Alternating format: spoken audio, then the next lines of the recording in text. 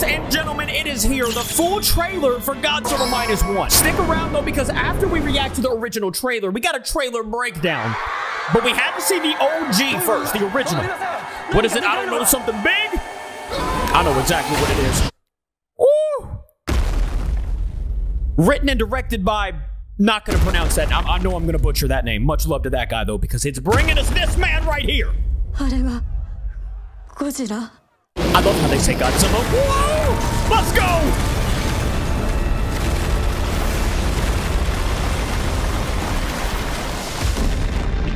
The detail, the sheer detail. Post-war Japan had lost everything. We've seen a few bits and pieces of this in that 30-second trailer that they showed us, from 0 to minus. Oh, that looks... I've got to pause right here because that looks so good. Godzilla under the water, underneath... I'm assuming that's like a warship. Some type of warship. Something that, Godzilla doesn't want on his waters. You know what I'm saying?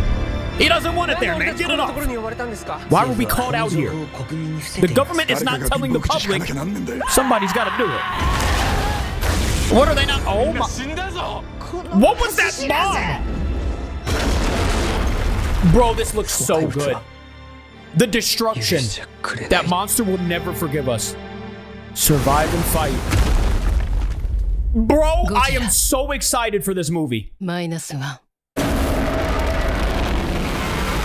that looks so good. And the now, full guys, Godzilla we have Minus the One trailer has been revealed, He'll be and in the it looks description. more amazing than I'd hoped it would be. I want to see somebody else break it down. Everything is just... Well, and I'm not just talking perfect. dance moves, you know and what I'm saying? Let's big go. detail was revealed, so stay tuned for the end because it's going to make a big difference to your viewing experience. That so last let's Godzilla not we waste saw, any the more last picture time. of Godzilla. Let's break it down. Ooh, that got me so hyped. Sorry if you hear Minus echo. One is I haven't directed fixed it by yet. Takashi Yamazaki I'm sorry. I'll and fix is it. set in 1947, just 1947? after the end of World War II. And we have a new synopsis.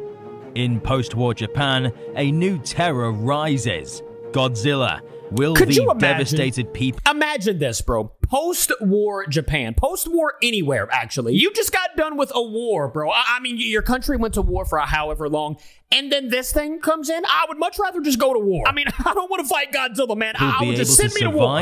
Let alone fight back. No chance. So tensions will be high between the Americans and the Japanese civilians following the bombings of Hiroshima and Nagasaki. Yep. Speaking of Japanese civilians, the trailer starts out with them running away from something. Oh, I thought he was zooming in on like a particular for their person. lives. Continuing on from the teaser we saw a few months back. Yep. The production design here is just incredible. It is so makes you good. feel like you're really walking through Tokyo in the 40s. Facts. The character Yeah, says, that's true. "What is it?" And another responds with, "I don't know. Something big." And then we get a glimpse at our first confirmed cast member, yeah, that's gotta be somebody in the movie. Who seems to be on his knees in ground zero, helplessly looking up at something. We then cut to a shot of two train drivers helplessly screaming at something in their way, which we know is Godzilla, as he throws a bus onto the tracks, which will lead the train to being derailed. We then cut to a shot of smoke filling the air before Godzilla's snout peeps out of the dust. If this is following an attack from the US Naval Forces, then I'm sure the crew are terrified that the US is destroyed, can come out of that bombardment unharmed. I didn't have nothing to do with here's this, a great Godzilla. shot, which you're probably going to hear me say a lot today. We see another character played by Minami Hamabe looking through the glass in so another terror, confirmed saying, character. "Is that Godzilla?" Which potentially tells us this isn't the first time Godzilla's attacked, or simply that the radios are trying to warn listeners of the King of the Monsters attack, telling them to evacuate. But it might be too late for this character. We then get an extended look at the scene where Godzilla bites down on the train carriage, which most likely follows this scene from earlier. We also get an extended look at Godzilla using his tail to slice the buildings in half, crushing the fleeing civilians. And at the front of the crowd, we see our lead character. And the CGI here just looks great. It does. The CGI looks really Godzilla, which already had pretty great VFX considering the budget. I love how Godzilla appears to be smaller, but still big enough to cause serious damage. It makes the destruction all the more personal.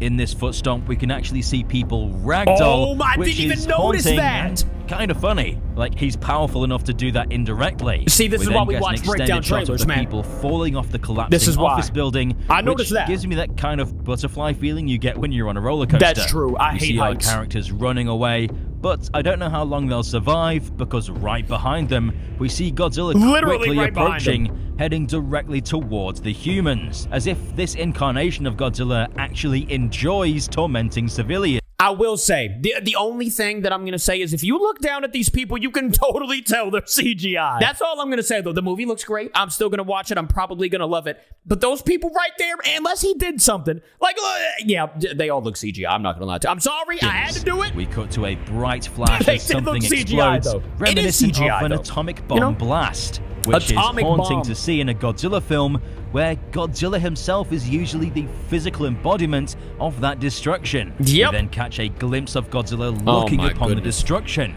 Now, this shot is probably my favorite in the trailer. It's beautiful, yet terrifying. It is beautiful, People have stopped running. Couples embrace each other as they know there's no point in struggling anymore. They're just watch it happen. Dead. There's nothing you can do. The blast crumbles buildings, flattening the city. I'm curious what could have caused this explosion. This may be a result of Godzilla's atomic breath, or what's more likely is the Americans dropped another nuclear bomb on the city in an attempt to kill him, which is just insane. It is insane. I don't know how else to describe it. This film isn't shying away from the heavy subjects. We then see the complete devastation as a result of the explosion, scenes we're all too familiar with following World War II. Not just the CGI, Next up is another amazing shot as a US battleship cuts through the water, and underneath is a faint view of Godzilla swimming beneath the waves. Terrifying. This gives me heavy 2014 vibes. Yep, true. Like a few of the shots from this trailer. Takashi has said he's a big fan of the Monsterverse, so I'm happy to see he's utilizing that inspiration in some of the visuals. We then see more of the cast standing by the ocean, potentially watching out on some naval warfare between Godzilla and the Americans. Watching out on some naval warfare. We then get a shot of some bodies, who I'm guessing have been recovered from a shipwreck. Godzilla versus the US Army. Other large metal equipment that seems to have been washed ashore. What are you supposed to do? I got Godzilla. Why were we called out here? It's Godzilla, as we see a wide shot of a steam engine in the middle of the ocean as our character looks out into the ocean, possibly preparing for an encounter with the King of the Monsters. We then see a United States government reel, which appears to be a presentation about what they know of Godzilla and how they believe they can stop him. This possibly includes a briefing on the use of atomic weapons, believing he can be stopped with conventional bombs. We see another character played by Hidetaka Yoshioka as he says the government is not telling the public, presumably about the existence of giant monsters. On the screen we can see the same map of the Japanese islands from the teaser that we saw a few days ago as they signal Godzilla's approach. He says somebody's got to do it, which shows the Japanese will be taking matters into their own hands despite American occupation. We see two ships meeting, and it looks like they're about to collide, and we see two of our leads shouting at the other ship, so they may be relaying information or transferring cargo. The movie, I cannot wait. It's like December 1st, this time covered in black dirt, with pieces of clothing laying around him. He may be the only survivor of this devastating explosion that flattens Tokyo. Imagine being the only survivor in emotional pain. And then there's Godzilla. We cut to another great shot of the side of a battleship as Godzilla reaches out and grabs it. Godzilla, you about to make me act up. This looks so good. In the next shot, I'll have to slow it down because if you look closely, this isn't an ordinary explosion. We see some sort of blue shockwave absolutely obliterate this battleship. I did not notice that. This could be his atomic breath blasting through the water, like what we saw in Godzilla vs. Kong, or this could be something completely new. The light from the blast refracting through the water is such a cool detail. Either way, this battleship is getting evaporated. Bro, that totally looked like it. We see another newly confirmed cast member, Kuranosuke Sasaki, looking in on horror as he states, "Everyone's dead." Following this, we see the aftermath of the destroyed ship washed ashore with a huge hole in the middle of it where the explosion made impact. Oh yeah, that's definitely what that is. You can see the line going up the middle of the screen. This likely happened super early in the film, and no one knows what Godzilla is yet. We might even get a scene like in 1998, where there's only one survivor that can only say, "Gojira." which would make sense why a character later on in the film knows Godzilla's name. We then witness an argument between a character played by Sakura Ando and a Japanese soldier, as he likely hid from the carnage to save himself, deserting the team. I mean, do you blame him, bro? It's Godzilla. Understandably upset, considering she's probably lost everyone she knows. I get it, man, but I'd be hiding too. Look at this production design. The charred wood, the piles of bricks. It looks apocalyptic. It looks very good. It's insane we're getting this in a modern Godzilla film. My favorite clip just looks great. Is the last clip of this, you don't see every day. A flying ship, clearly thrown by Godzilla into the bay as he rises out of the ocean. We then see our lead looking up at something buried beneath some rubble as he states, "That monster, he will never forgive us," which is goosebumps. It's interesting that they talk about forgiveness. I want to see that last scene one more time. We all know the use of the atomic bomb was terrible, monstrous even, but it was in response to some of the atrocities committed by the Japanese during the war. This film might not only criticize the American government,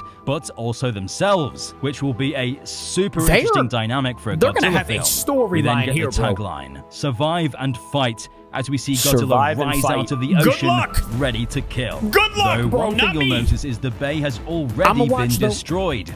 This may mean this isn't the first time he's come ashore, or he's already used his atomic breath to completely obliterate the coastline. And it would be so easy. Did in atomic breath, destroy everybody. We then get the title card. Godzilla -1. Title card, now show that last Japan part. had lost everything, but then Godzilla arrived and set everything from 0 to minus. Watch this. Finally, we get this crispy shot of a scorched Godzilla shrouded in black smoke, and he looks pissed. Bro, but what could have caused this? Good. Perhaps this is a last scream of pain before he dies from a new form of oxygen destroyer. I don't think it is. I don't think it is. I think that's after he got attacked. From a second monster that the trailer simply doesn't give away. We'll have to wait to find out. The last reveal from this trailer is that it will be playing in IMAX and 4DX. This is huge news. Why is that huge? This isn't going to be some limited release. This is going to be a big event. Okay, so residents, prepare to get your tickets to see -1 in the biggest screen you can find. 100%. The film comes out in under 2 months, December 1st. Under 2 months! Crazy close. And wow, that trailer has really set expectations high for me. It looks action-packed, intense, thought-provoking, disturbing, frightening, provocative, and the trailer visually incredible. Maybe even more hype. I can't wait to see what Yamazaki brings to the series. It's been a long time coming, honestly, since his Always Sunset 2 opening. It's also been confirmed that Naoki Sato will be the composer for the film, who's also worked with Yamazaki on some of his older films. So consider him to be part of the director's dream team. So I look forward to hearing his score. What we've heard so far is haunting. December 1st cannot come soon enough. That is the end of this video, bro. Let me know in the comments, are you going to see the movie right when it comes out? Because your boy right here, I'll be in the theaters right when it comes out. Thank you for watching with me. I'll see you tomorrow. I love ya. Goodbye.